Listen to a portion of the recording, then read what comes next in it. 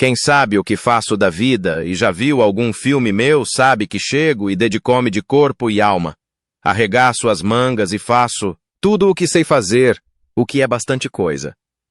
Toda a gente conhece Jason Statham como o tipo duro que faz as próprias cenas de ação. Mas atrás das câmaras uma história diferente se desenrola.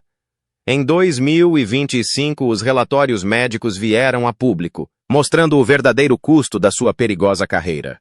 Costelas partidas, concussões, uma fratura no pulso que nunca cicatrizou completamente.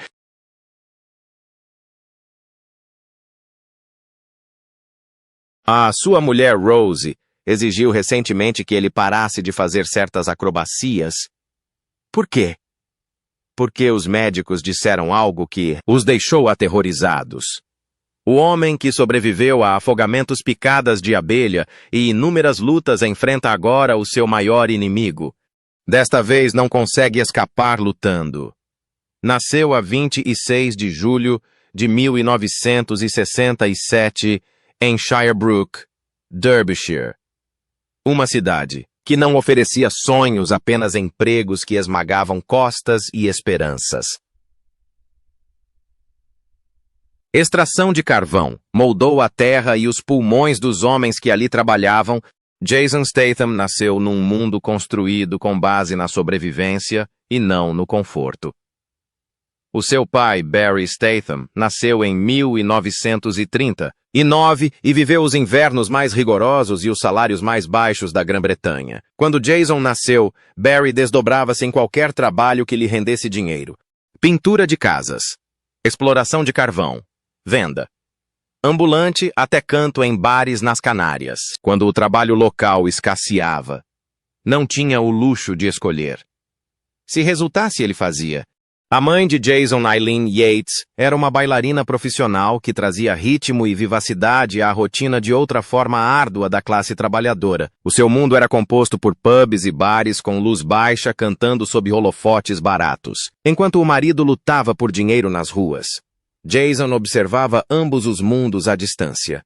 Viu luta, mas também luzes de palco, sujidade, mas também talento. A casa deles não estava destruída. Ela simplesmente recusava-se a parar de se mexer. O seu irmão Lee tocava guitarra. Barry cantava e Jason marcava o ritmo na bateria. Era como um pequeno espetáculo privado nascido da necessidade, não da fama. Aos 10 anos, deixaram Sherbrooke para trás e mudaram-se para Great Yarmouth, uma cidade costeira barulhenta, cheia de bancas e turistas. Barry voltou a montar a sua tenda desta vez em mercados a céu aberto vendendo mercadorias baratas aos transeuntes. O trabalho era rápido, arriscado e implacável. Jason aprendeu tudo ao observá-lo. Como compreender as pessoas, quando insistir, quando recuar. Podia ter se dedicado em tempo integral, mas não o fez. Escolheu outra coisa. Artes marciais. Aos 11 anos, Jason dedicou-se intensamente ao treino karaté, kickboxing, artes marciais chinesas. Praticava diariamente, transformando toda a pressão interna em controlo. Mais tarde vieram o Muay Thai, o Judô, Jiu-Jitsu brasileiro e o Krav Maga. Conquistou o cinto negro no karaté e dominou golpes como o Seoi-Nage e pegas como o Kesa Gatame. A disciplina impediu-o de se meter em problemas.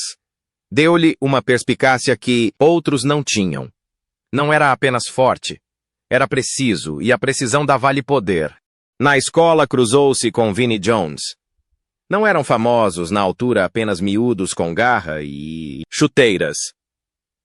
Jason jogou como avançado de 1978 a 1983. O campo de futebol proporcionou-lhe outra forma de disciplina. Trabalho em equipa, sincronia e estratégia. Não era apenas um desporto, era outra forma de sobreviver, de encontrar o controlo num mundo que não oferecia garantias. Esta atitude acompanhou-o em tudo o que fez. Ao completar 12 anos, Jason acrescentou mais uma atividade à sua rotina, o mergulho, não apenas por diversão, mas profissionalmente. Treinou com a Seleção Nacional de Natação da Grã-Bretanha, durante 12 anos dominando saltos de 1, 3 e 10 metros. Em 1990, aos 23 anos, competiu nos Jogos da Commonwealth na Nova Zelândia. Ficou em 8º lugar na plataforma de 1 metro, 11º na de 3 metros e 12º na de 10 metros. Num dos saltos, a sua pontuação foi de apenas 13,86. Um juiz inglês deu-lhe 0,5. Foi uma desilusão. Não conseguiu ir aos Jogos Olímpicos e sabia por quê. Começou tarde demais, mas até esse fracasso o fortaleceu. Enquanto treinava, ainda trabalhava em part-time vendendo perfumes e bijuteria falsificada com o pai. Não era um trabalho de fim de semana qualquer. Era uma luta árdua e sem tréguas pela sobrevivência de pé nos passeios em qualquer clima na esperança de que alguém comprasse o que ele estava a vender. Quando surgiu a carreira de modelo, pareceu-lhe uma saída. Entre 1996 e 1997, conseguiu campanhas para a Tommy Hilfiger, Griffin e Levi's. Parecia um sucesso, mas o pagamento era baixo e não levou a lado nenhum rapidamente. Portanto, tudo mudou. Guy. Ritchie estava a fazer audições para o filme Lock, Stock and Two Smoking Barrels e precisava de alguém que conseguisse interpretar um verdadeiro malandro, alguém que não tivesse de fingir, alguém que tivesse realmente vendido coisas na rua. Jason não era propriamente a pessoa certa. Era o ator perfeito para o papel. Recebeu $5.000 para interpretar Bacon. O filme foi um sucesso estrondoso. 2 anos depois, ganhou $15.000 por Snatch. A sua carreira descolou, não porque aprendeu a representar, mas porque já a tinha vivido. Em 1990, Jason Statham estava à beira de um trampolim em Auckland, em representação da Inglaterra nos Jogos da Commonwealth. Ficou em 8º lugar na prova de trampolim de 1 metro e em 11º nas provas de 3 e 10 metros. Estas pontuações não lhe valeram medalhas, mas algo mais emergiu da água, a sua estrutura física, o seu equilíbrio, a sua presença. Esta presença foi notada por um olheiro no Crystal Palace em Londres. Pouco tempo depois, em 1996, Tommy Hilfiger, Levi's e Griffin pagaram-lhe $5.000 por campanha para posar em frente às câmaras em vez de saltar de plataformas. O dinheiro parecia bom, mas em Londres não rendia muito. O mundo da moda tinha o escolhido e não o contrário, e os trabalhos só surgiam porque o seu corpo ainda tinha aspecto de atleta. Em 1997, a French Connection não queria um modelo com aspecto de modelo, queriam alguém mais bruto. Alguém que não se enquadrasse no padrão da moda. Statham tinha o tipo de autenticidade. Certo. O seu cabelo rapado, queixo quadrado e olhar sério fizeram dele o rosto da campanha FQK. A cidade encheu-se de cartazes com a sua imagem estampada em becos e montras. Mas o salário mal chegava aos $10.000 por ano. Era apenas o suficiente para se manter, não o suficiente para subir na carreira. O seu rosto era famoso, mas o seu frigorífico ainda estava meio vazio. Depois virou-se assim como o seu pai na Oxford Street vendia perfumes falsificados e bijuteria falsificada copiando os truques que observava quando era criança. Um lampejo de confiança, uma história rápida, um charme irresistível que desarmava os turistas. Em poucos dias, faturava $200. Era dinheiro para sobreviver, mas não era seguro. Em 1996, entregou um Rolex falsificado a 2 compradores que, na verdade, eram polícias infiltrados. Ele não entrou em pânico. Sorriu. Ele fez piada. Escapou às algemas com pura lábia. Essa fuga ensinou-lhe algo. Quando a pressão aumentar, mantenha a calma. Use as palavras. Domine o momento. Esta calma rebeldia tornar-se-ia a sua marca registrada em todas as audições para filmes. Antes dos filmes, porém, havia os videoclipes. Em 1993, os Shaman gravaram um vídeo ao estilo rave chamado Coming On. Statham, reluzente de sunga de leopardo, dançou sob as luzes de uma discoteca em Brighton de forma espontânea e imprevisível. Em 1994, o Erasure filmou Run to the Sun, onde voltou a aparecer seminu, desta vez numa jaula dourada, numa praia movendo-se ao ritmo como se tivesse nascido para as câmaras e não para a piscina. Ainda ninguém o chamava de ator. Ele era apenas um corpo em movimento, mas algo estava a mudar. Em 1997, Guy Ritchie procurava a autenticidade. Ele não queria atores refinados. Queria alguém da rua. Queria alguém que lhe pudesse vender uma mentira e fazê-lo acreditar nela. Statham chegou sem currículo, mas com muita garra. Ritchie pediu-lhe que vendesse produtos falsificados ali mesmo. Fez tão bem que conseguiu o papel. Bacon, um jogador de rua experiente e astuto, não era um exagero. Era apenas Jason a ser Jason. Recebeu $20 mil, não muito, mas mais do que qualquer vendedor de perfumes. E pela primeira vez teve créditos. Aquele filme foi um caos. Filmado em pubs reais do East End com um orçamento de $800 mil. O elenco improvisou cenas, enquanto os habitantes locais vaiavam ao fundo. Statham não tinha falas decoradas, mas sim instintos. Partiu o vidro de um carro com uma espingarda numa cena que espelhava lutas das quais já se tinha esquivado na vida real. Nada era falso, nem mesmo o nervosismo. Ritchie incentivou isso. A confusão transformou-se em magia. Mas após o término das filmagens, os produtores quase cortaram Statham do filme. O seu sotaque muito áspero, muito do East End, foi considerado pouco refinado. Ritchie recusou-se a ceder, lutou para manter a voz real de Jason crua e imperfeita, quando Jogos, Batotas e Dois Canos. Fumegantes estreou nos cinemas em agosto de 1998, arrecadou $3,9 milhões no Reino Unido e tornou a carranca de Statham imediatamente reconhecível. 2 anos depois, Ritchie voltou a chamá-lo para Porcos e Diamantes. Desta vez não era uma personagem secundária. Interpretou Turkish, o promotor de boxe que se vê envolvido em guerras de gangues e num roubo de diamantes. O orçamento saltou para $10 milhões. Statham ganhou mais falas, mais cenas de ação e mais hematomas. Fraturou 2 costelas durante uma cena de luta numa antiga academia de Londres. Sem duplo, sem reclamações. O elenco incluía Brad Pitt e Benício Del Toro. E o caos era real. As filmagens decorreram em becos e edifícios em ruínas. Cada fotograma parecia ter sido retirado da lama. O filme arrecadou $83,6 milhões em todo o mundo. Aquele rosto, o mesmo que antes estampava as prateleiras de perfumes baratos, estava agora nos cartazes de cinema de todo o mundo. Mas nos bastidores nem tudo correu como o esperado. Durante as refilmagens de 1999, Statham improvisou uma ameaça contra a personagem de Del Toro. Del Toro não sabia que era improviso. Pensou que fosse algo pessoal. A atenção explodiu. Palavras foram trocadas. Ritchie teve de intervir para acalmar os ânimos. Aquela luta nunca chegou aos ecrãs. Mas a intensidade, sim. As cenas entre eles eram eletrizantes, porque algo não dito permanecia nas entrelinhas. Mais tarde, Statham admitiu que quase passou dos limites, mas essa era a linha tênue que sempre trilhou. Autêntico, cru, arriscado.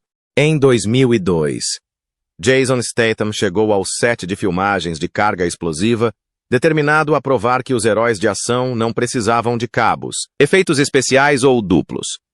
Uma cena numa garagem de autocarros imunda mudou tudo. Durante 15 planos brutais, lutou contra os agressores enquanto estava encharcado em óleo.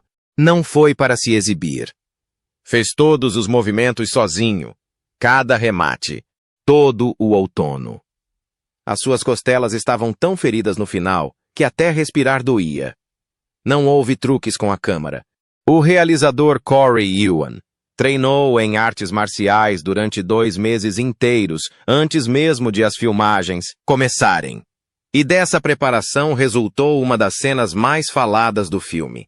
A luta no óleo não só parecia real como era.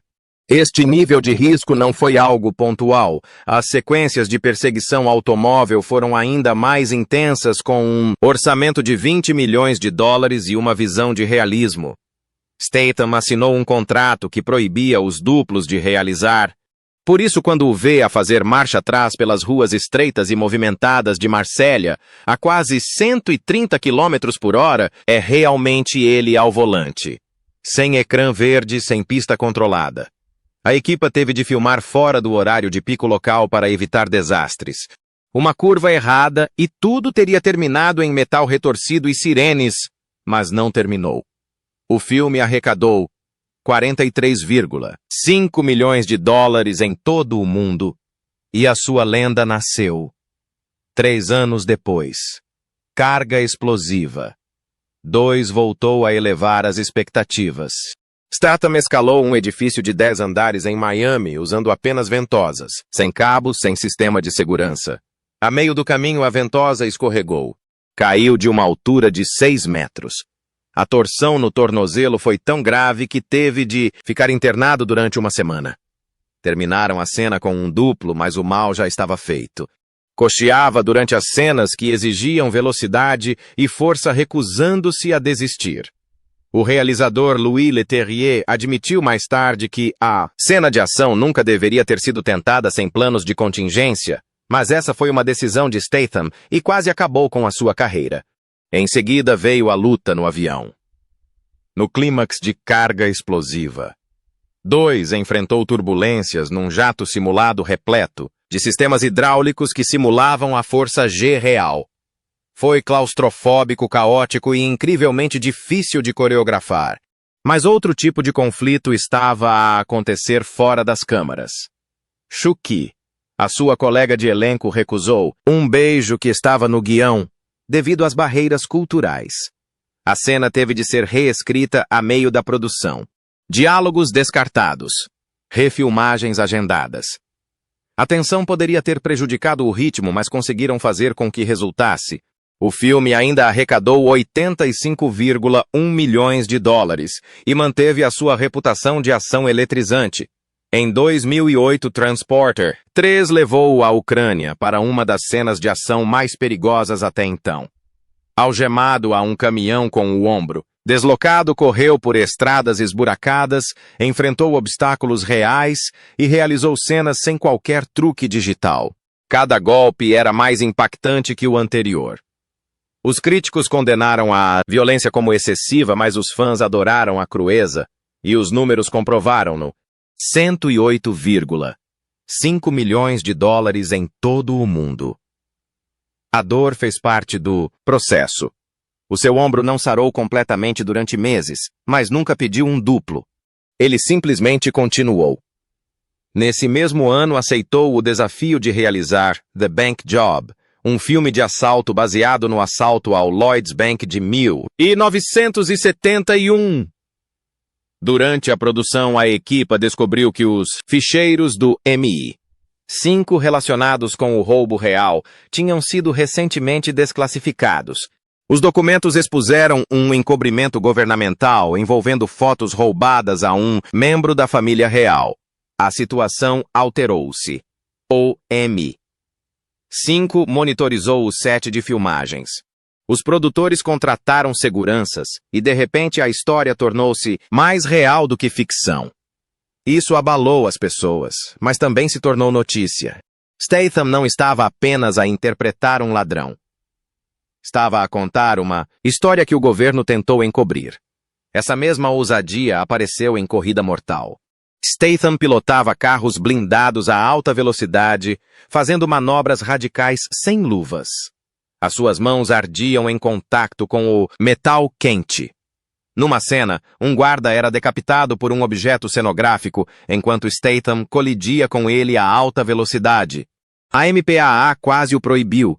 Os censores exigiram cortes, mas os produtores resistiram, e o filme foi lançado com a sua cena mais brutal intacta. Arrecadou 75,8 milhões de dólares, e os críticos disseram que era quase demasiado realista. A equipa de Statham alertou repetidas vezes para usar equipamento de segurança. Ele não usou. Queria tudo sem proteção mesmo que doesse. Depois veio a guerra. Jet Li e Jason Statham duelaram com espadas numa sequência meticulosamente ensaiada. Um deslize e a espada cortou o braço de Statham num corte profundo. O sangue jorrou. 12 pontos. Ele devia ter parado. Em vez disso, continuou a filmar durante mais 12 horas. A sua camisa grudou no ferimento. O realizador ofereceu-se para interromper a produção. Ele disse que não. Aquela cicatriz nunca desapareceu e a história também não. Era uma recordação de que não estava a representar. Ele era resiliente.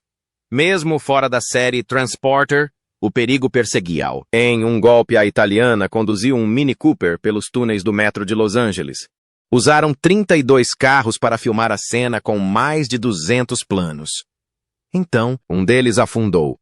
Um equipamento apresentou defeito e prendeu Statham num túnel alagado. A equipa resgatou-o a segundos do afogamento. Mais tarde admitiu que aquela foi a vez em que esteve mais perto da morte num set de filmagens. Eu não devia tê-lo feito, disse ele. Mas fiz. E em Crank as coisas tornaram-se ainda mais insanas. Interpretou um assassino contratado que precisava de manter a adrenalina alta ou morreria. Assim correu por autoestradas reais de Los Angeles, sem barricadas, desviando-se do trânsito real, na 110. Os carros fizeram manobras bruscas. Um deles colidiu. As filmagens foram interrompidas. Foram intentadas ações judiciais. A equipa pagou aos condutores revoltados, mas a cena entrou na versão final do filme. Foi perigoso, imprudente e inesquecível. O caos não fazia apenas parte da história. Era a própria história. Quando Jason Statham se juntou aos mercenários em 2010, interpretando o mercenário Lee Christmas, especialista em arremesso de facas, sabia que o filme seria uma mistura frenética de ego-explosões e ação nostálgica. Mas o que ele não esperava era quase afogar-se. Apenas 3 anos depois. Em 2013, durante as filmagens de Os Mercenários 3 na Bulgária, os travões do caminhão de caixa aberta que conduzia falharam. O veículo foi lançado de um cais para o Mar Negro, preso afundado e emaranhado no seu próprio coldre. Statham esteve a segundos de desmaiar, quando conseguiu escapar por uma janela e nadar para se libertar. Descreveu a experiência como terrível e mudou a sua perspectiva sobre as cenas de ação. Mas não fez uma pausa. Trocou de roupa e voltou ao platô. Sobreviveu porque tinha sido mergulhador competitivo nos Jogos da Commonwealth. Esta experiência salvou-lhe a vida. Sylvester Stallone disse mais tarde, sem rodeios, que Jason teria morrido se não soubesse nadar daquela maneira. O momento gerou processos judiciais e obrigou a equipa a rever os protocolos de segurança em toda a produção. Não foi a primeira vez que as coisas se tornaram demasiado sérias. Em 2011, durante as filmagens de O Mecânico, um remake baseado em assassinatos de precisão, Statham insistiu na autenticidade. O orçamento inflou para 50 milhões de dólares, em parte porque se recusou a usar computação gráfica para simular explosões. Uma explosão real correu mal e feriu um coordenador de duplos. Outra quase o atingiu. O realizador admitiu mais tarde que foi decisão de Statham usar efeitos práticos, uma escolha que acrescentou realismo ao ecrã, mas custou sangue real fora dele. Quando a sequela foi lançada, as acrobacias tornaram-se ainda mais arriscadas, assim como os acidentes. Em Velocidade Furiosa 6, lançado em 2013, Statham fez a sua primeira aparição completa como Deckard Shaw. Uma das cenas finais envolvia conduzir um carro para fora de uma rampa de 79 metros numa sequência que simulava um acidente de avião. No dia da filmagem, uma rajada de vento fez o carro capotar. Statham sofreu uma lesão cervical e esteve hospitalizado durante 2 semanas. Mais tarde descreveu a experiência como uma das mais perigosas que já tinha feito e disse que os ferimentos o fizeram lembrar o quão pouco controle se tem realmente nesses momentos. De seguida veio Mega Tubarão em 2018, um thriller eletrizante de grande orçamento com um toque pré-histórico. Uma cena de ação subaquática quase o matou. Durante as filmagens, numa jaula de mergulho, a estrutura cedeu sob a pressão e prendeu-o a 14 metros de profundidade. Ficou preso durante 45 segundos antes de se libertar. O pânico Foi real, mas ele manteve a calma. Emergiu e continuou, sem hesitar, sem recuar. O filme, que custou 150 milhões de dólares, acabou por arrecadar 530 milhões de dólares em todo o mundo, tornando-se dos filmes de tubarões mais rentáveis de sempre. Statham disse mais tarde que as filmagens foram aterradoras de uma forma que as cenas de luta nunca foram. Os tubarões não seguem instruções. Em Mechanic Ressurreição, em 2016, ele levou essa mentalidade a outro nível. Uma das sequências mais marcantes do filme mostrou a subir um arranha-céus na Malásia sem equipamento de segurança. Na vida real, ele fez mesmo isso. Não havia cintos de segurança nas primeiras filmagens. Escorregou, caiu de uma altura de 9 metros e bateu com força no betão. A concussão interrompeu a produção e obrigou à reescrita de cenas. Ele continuou a trabalhar, mas mais tarde admitiu discretamente que muitas lesões como aquela eram ignoradas no set de filmagens. Disse que os duplos arriscam as suas vidas diariamente e quase nunca são notados.